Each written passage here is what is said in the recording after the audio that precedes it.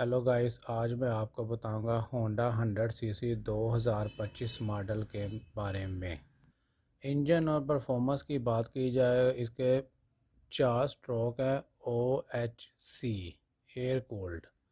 हजम हदूद इसकी 97.1 सीसी है। ट्रांसमिशन की बात की जाए तो 4 स्पीड मुसलसल मशीन है। आगाज़ किक स्टार्ट है। स्पीड की बात की जाए तो ज़्यादा से ज़्यादा रफ्तार इसकी तकरीबन 100 किलोमीटर पर घंटा है। फ्यूल टैंक और माइलेज की बात की जाए तो ईंधन की गुंजाइश इसकी 9.7 लीटर है। 1.5 लीटर रेजोर के साथ है। फ्यूल माइलेज तकरीबन 45 किलोमीटर 1 लीटर में सफ़र तय करती है।